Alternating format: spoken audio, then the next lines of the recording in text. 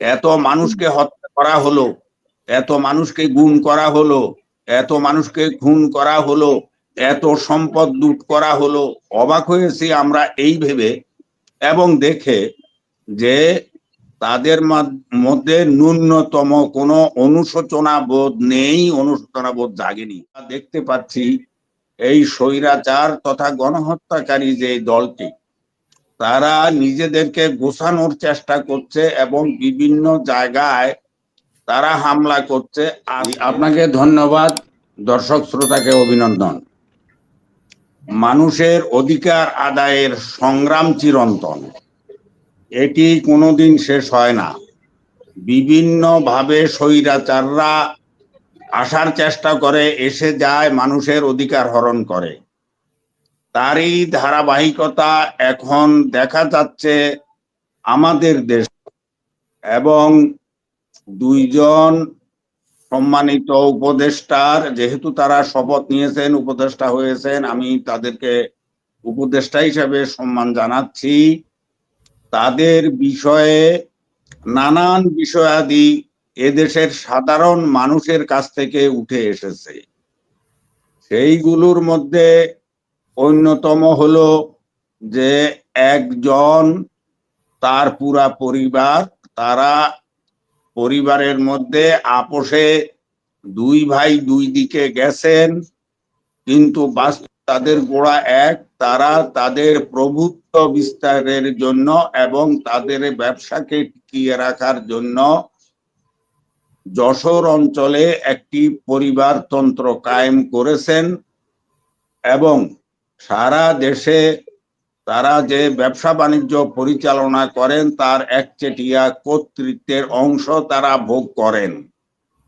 এই একটি অভিযোগ একজনের বিরুদ্ধে আছে, আর আরেকজনের বিরুদ্ধে তিনি একজন গণমাধ্যম কর্মী প্লাস তিনি একজন নাট্যকর্মী, নাট্য নেতা। তার নাটকে বিভিন্ন বিষয় যে উত্থাপিত হয় এগুলির বিরুদ্ধে আমাদের এই মিডিয়াগুলো সোচ্চার হয়েছে, জনসাধারণও সোচ্চার হয়েছে এবং জনসাধারণের ভাষায় কথা বলা যায় যে আমাদের সমাজ যেভাবে চলে তার নাটকে তার বেশ কিছু ব্যতিক্রম আছে এবং সমাজ বিধ্বংসী কিছু বিষয়াদি আছে। এই ব্যাপারে সাধারণ মানুষের ঘোরতর আপত্তি। সরকার তো নতুন উপদেষ্টা নেয়ার ব্যাপারে যথেষ্ট সময় খরচ করেছেন, খরচ করে শেষ পর্যন্ত এই দুইজনকে বেছে নিয়েছেন। কিসের ভিত্তিতে বেছে নিয়েছেন সরকারের পক্ষ থেকে আমরা গত 2 দিনে কোনো বিবৃতি পাইনি। এটি অত্যন্ত হতাশাজনক। সরকার একটা বিবৃতি দিয়ে তো আমাদের কাছে খোলাসা করতে পারেন, কিন্তু এটা করছেন না। আরেক দিক হলো আমাদের মাননীয় প্রধান উপদেষ্টা এখন দেশের বাইরে আছেন।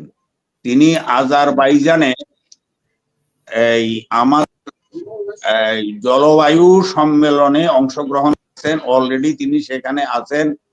তিনি ফিরতে একটু সময় লাগবে। আর এর মধ্যে আন্দোলনের গতি প্রকৃতি কোন দিকে যাবে এটি বলা মুশকিল। আর আরেক দিক আমরা দেখতে পাচ্ছি এই স্বৈরাচার তথা গণহত্যাকারী যে দলটি, তারা নিজেদেরকে গোছানোর চেষ্টা করছে এবং বিভিন্ন জায়গায় তারা হামলা করছে। আজকে তো হবিগঞ্জে একটি মারাত্মক ঘটনা ঘটেছে। হবিগঞ্জে এই গণহত্যার মামলার যে বাদী, তাকে আসামিরা এত বেশি মারধর করেছেন যে তিনি এখন হাসপাতালে আছেন। জীবন মরণের সন্ধিক্ষণে আছেন কিনা আল্লাহ জানে।